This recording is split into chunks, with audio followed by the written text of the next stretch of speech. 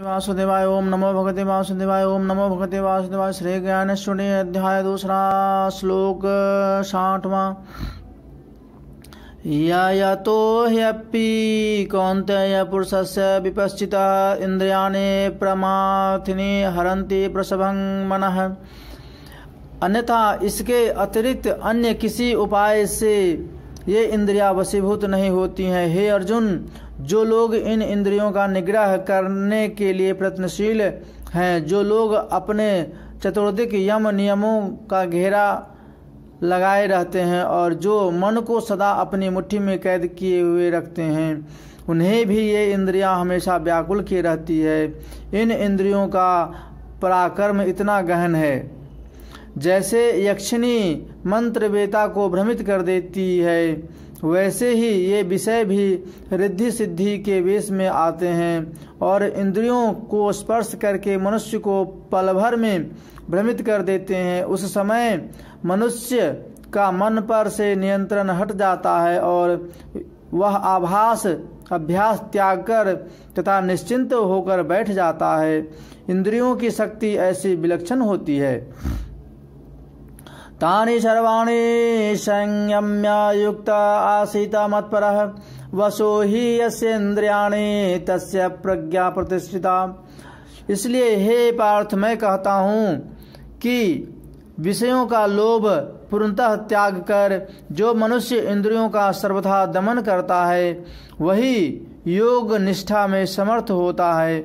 विषय सुख जिस मनुष्य के चित्त को भ्रमजाल में नहीं फंसा सकते, वही अनवरत आत्मबोध से सज्जित होकर रहता है। मुझे अंतःकरण से कभी भुलाता नहीं, और नहीं तो यदि बाहर से देखने में विषय की संगति भले ही कुछ न हो, पर अंतःकरण में विषयों का सूक्ष्म अंश भी रह जाए तो सारा का सारा सांसारिक प्रपंच ही बचा हुआ जानना। जैसे एक बूंद भी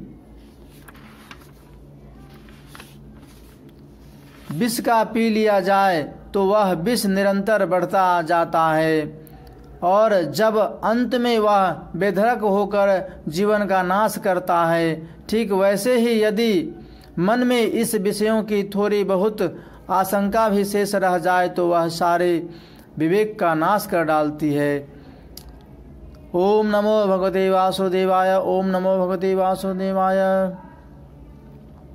ध्यायतो विषयानो पुंसः संगस्ते पूजपा जायते संगात् सजायते कामः कामात् क्रोधो अभिजायते क्रोधाद् भवति सम्मोहः सम्मोहात् मृत्युविभ्रमः स्मृति भ्रंसादा बुद्धिनाशो बुद्धिनाशात् प्रणश्यति। यदि मन में विषयों का लेश मात्र भी स्मृति शेष रह जाए तो वह असंग होने पर भी विषयों की संगति करा ही देती है। इसी संगति से वासना प्रकट होती है। जहाँ अंतःकरण में विषयों के संबंध में काम वासना उत्पन्न हुई, वहाँ क्रोध पहले ही आ जाता है, और जहाँ क्रोध आया वहाँ उसके साथ अविचार रखा ही हुआ है। जब अविचार प्रकट हुआ तब स्मृति ठीक वैसे ही विनष्ट हो जाती है, जैसे प्रचंड वायु के वेग से दीपक की लौ बुझ जाती है, अथवा सूर्यास्त होने पर रात्रि जैसे सूर्य के तेज को ग्रस लेती है, वैसे ही दशा प्राणियों की स्मृति का नाश हो जाने पर होती है। फिर जब अज्ञान अंधकार के द्वारा सब कुछ घिर जाता है, तब बुद्धि भीतर ही भीतर व्याकुल हो जाती है। हे धनुर्धर,